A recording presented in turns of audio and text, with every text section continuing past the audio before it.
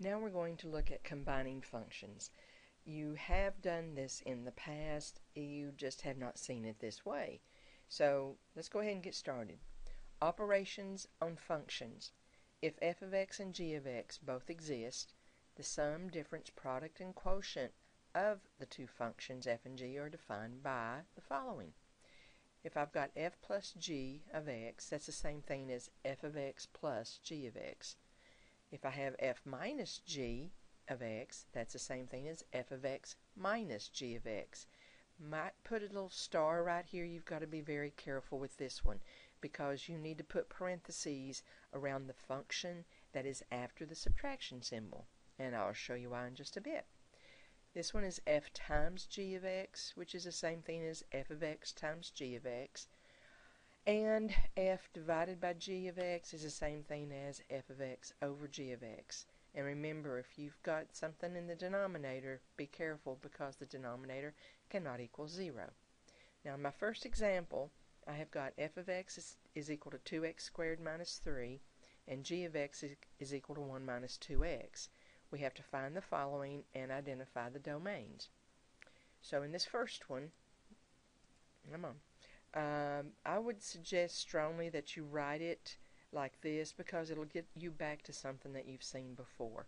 So I'm going to write f of x plus g of x, and then I'm going to go get f of x, and I'm going to go get g of x, substitute in, combine like terms, so I have 2x squared minus 2x minus 2, and that's my answer.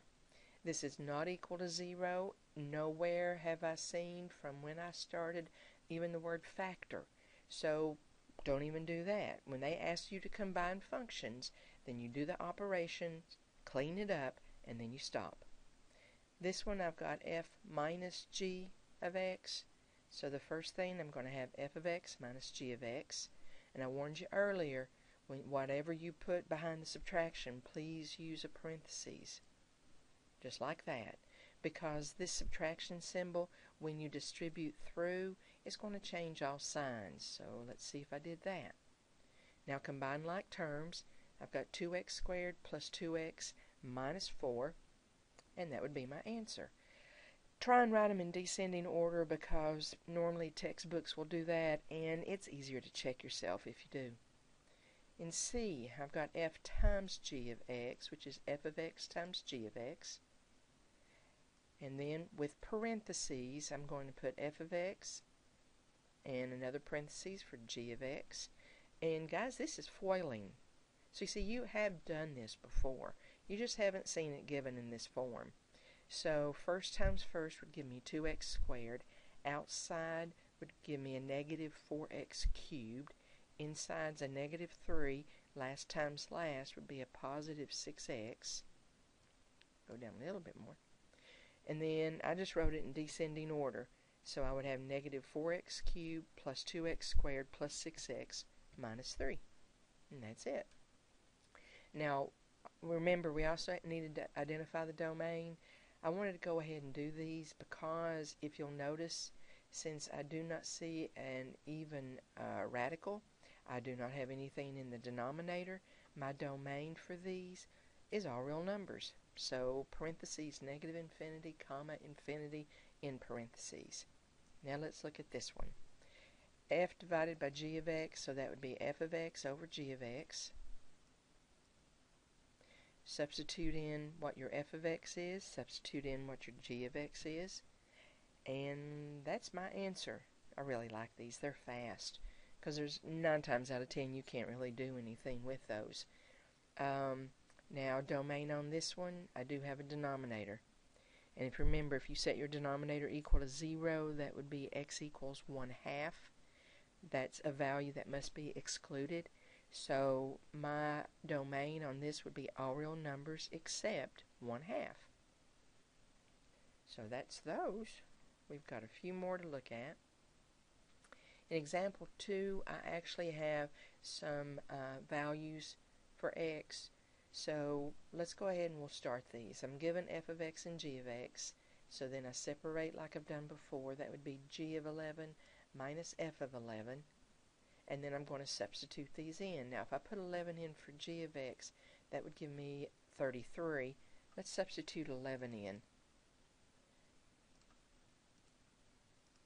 So that would be 2 minus x plus 3x squared. So I would have, remember, 33 minus 354. So my answer should be negative 321. And there it is. So we've even done functional notation before. So this is something sort of repetitive. Let's see, this one I've got f of negative 6 plus g of negative 6. Since g is relatively easy, let's put negative 6 in. We'll store it. And I have to do second enter, and one more to get back to my f of x. Now if I hit enter, so f of negative 6 would be 116. G of negative 6 would be a negative 18. Okay, and if you add those together, it looks like I should end up with a 98.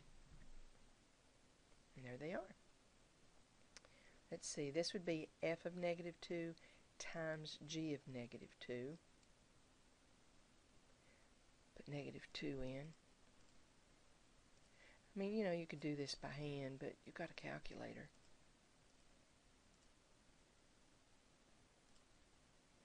So f of negative 2 is 16. G of negative 2 would be negative 6. And that together would be negative 96. Yay.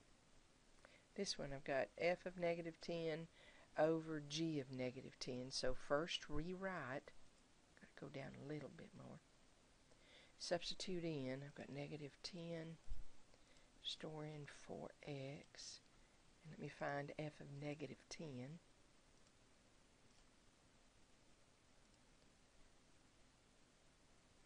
So it's 312, so I've got 312. Divide by g of negative 10 would be a negative 30. So that would be my decimal. If you need to frac it,